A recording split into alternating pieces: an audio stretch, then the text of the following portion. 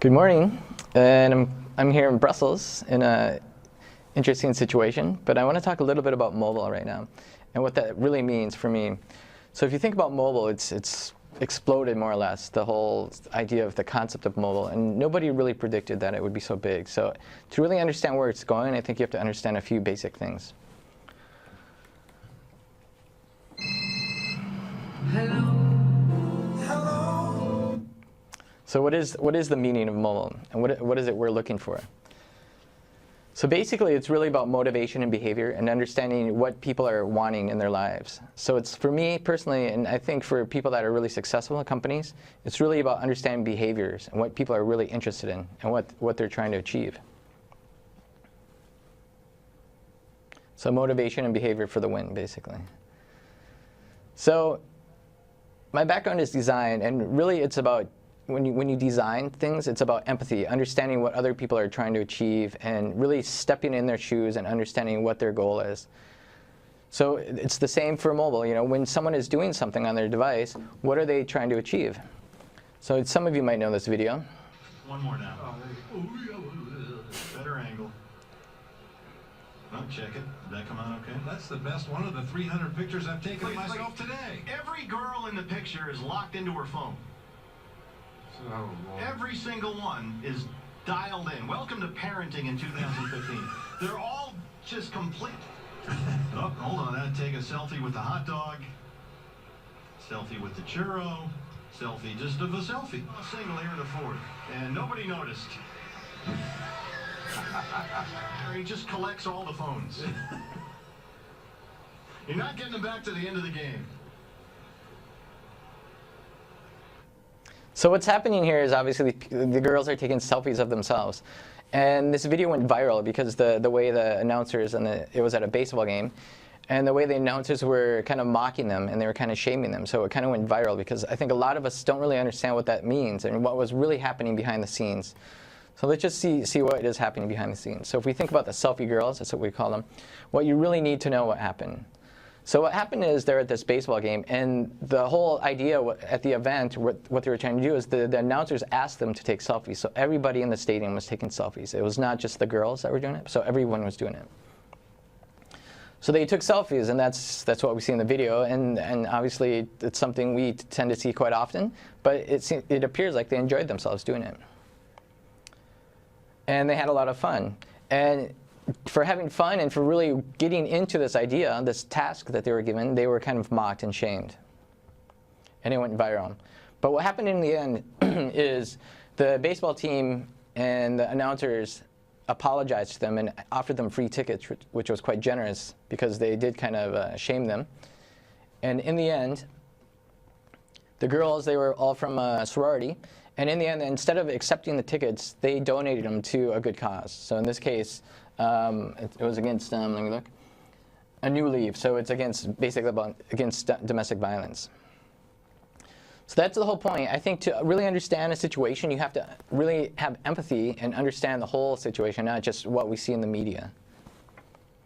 So this was supposed to work when we were meeting all together. And I wanted to ask everyone, when was the last time you took a selfie? And here I'm taking a selfie. She's from CNN. And this was a selfie I took in Stockholm. So I was going to ask everyone to take a selfie of themselves in the audience if we were all here, but there's only a few people here in the studio, so it doesn't really work. So I'm just going to skip this part.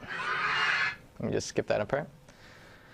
So what does that mean, basically? So if you think about mobile, by nature, we are social beings. We are social animals. Every human is a social animal.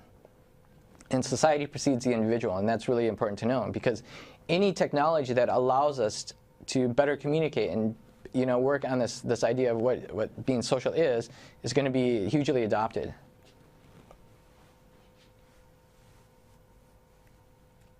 So just to look at this, what does that mean? This is a double, actually. Man is by nature social. Society precedes the individual. And then this idea of 50 million users. How long does it take to get 50 million users? So radio took 38 years. Television, 13 years. And as we see it, it's just becoming quicker and quicker. And this was a version of Angry Birds. It wasn't the first Angry Birds, but it was a version. And it only took 35 days to have 50 million users, which is quite amazing if you think about it. That being said, although we are social, our identity is also formed by us individuals. And it's basically our wants and needs. So if you think about it, your wants and needs define who you are. So this we've seen before, this Maslow's hierarchy of needs.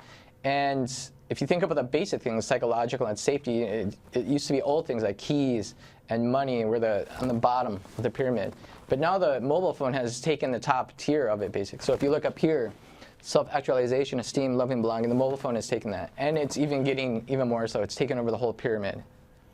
But first, the Wi-Fi and battery life. You guys have seen this. But what's happening is the mobile phone is becoming a system for payment. So Apple Pay or Google Wallet. And then also being used to open up things like your keys. If you have a Tesla, there's apps. There's Drive Now, and then there's an app for a hotel chain, basically, to open up your door.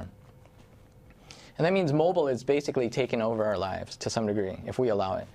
So what happened in 1984? It was basically the first thing of the mobile phone, the first generation of the mobile phone. And McKinsey estimated in 1986 that the number of mobile phones in 2000 would be about 1 million, so which was pretty low. And based on this estimation in 1986, AT&T decides to say, okay, we're not going to invest in the mobile phone market because we don't think there's enough potential.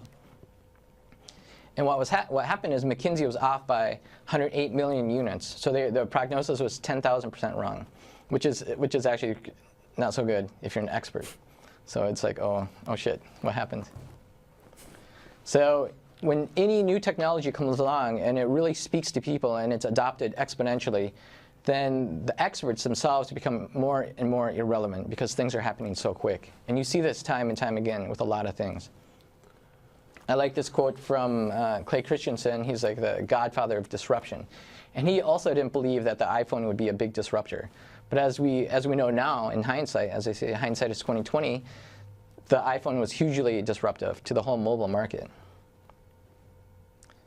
Because mobile was always about the new scale.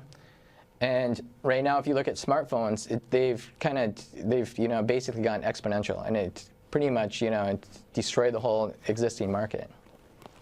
So thanks to this guy, Martin Cooper, we have the mobile phone, the first one. And then thanks to Steve Jobs, the late Steve Jobs, we have the smartphone, the current day smartphone. So what that means is, what does that mean exactly? So it's really about being connected, like I said in the beginning, and being social.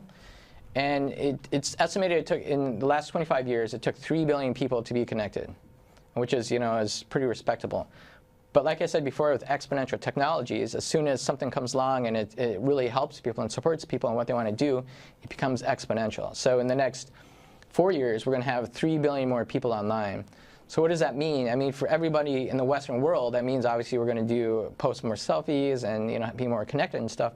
But sometimes we tend to forget what the mobile is really good for as well. And therefore, you have to look outside of your comfort zone. So for like in African tribes, like this guy, he's communicating with his mobile phone. It's not a smartphone, it's a feature phone. Or these refugees, what they do is when they get somewhere, they take a selfie to tell everybody else that they've made it. Or when they get somewhere, they need to power up their phones because the smartphone is a really essential part of their lives when you're traveling, and everybody knows this. So here, just having power is extremely important too. So being able to charge your phone. So I have a few takeaways to think about when you're thinking about mobile. Number one, this idea of first principles, which is about physics. And it's starting with the most basic fundamental truths. And what that means is instead of relying on what happened yesterday or what we did a couple months ago or last year, think about what are the basic truths that you have and then move forward from there. And to do that, you really have to have this idea of a beginner's mindset.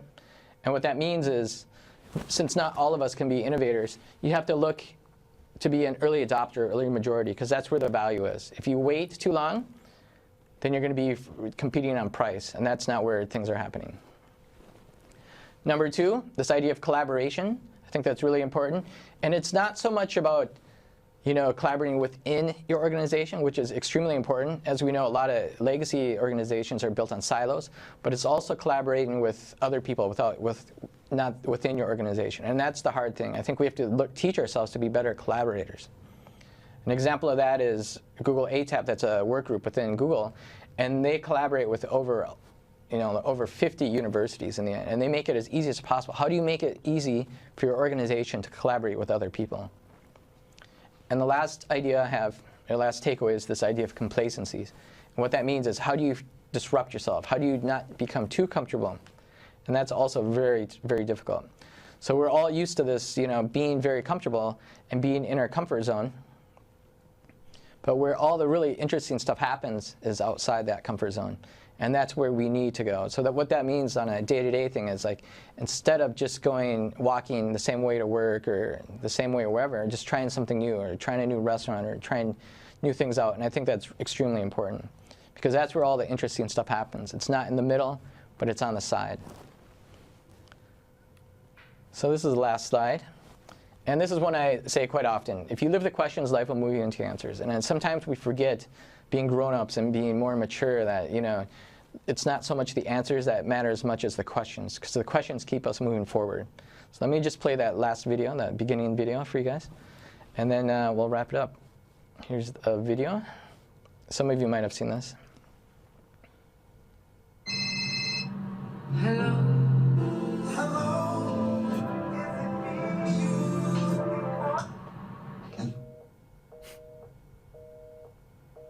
Thank you.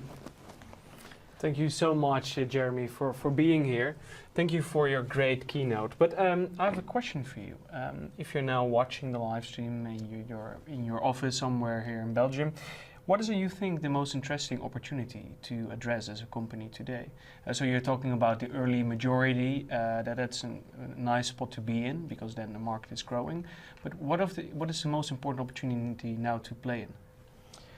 I think the hardest part is to really understand what are people doing with their phone and what are they trying to achieve. At Google, we have this thing, we identify moments, or moments that matter, and there's 4 of them. And I won't go through them all, but I think it's really understanding, it's less about the tech, it's less about the device itself, and more about understanding people's behaviors. Because when you understand that, then you'll understand what are the opportunities. So it's more social, actually, than technology in the end. It's technology-driven, but at the end, it's social what makes a difference. Right. I mean, because in the end, it's about us, right, as people. And even though, like, a great example is the conference today. Even though we couldn't all gather together, we still made it happen. And technology is the enabler, but people have to make that decision. And I think that's really key. How do you make that decision to do it? Go ahead and do it. I mean, and obviously, then you do need the tech. You need the cameras. You need the people to set up, and you need YouTube to stream it, or whatever it might be. But in the end, it is really understanding people's motivations and their behaviors, and understanding where is that going. And it needs. Yeah. Okay. Thank you very much. Thank you. Have a safe flight home. Cheers. And speak to you again. Okay. Take care. So thank you very much.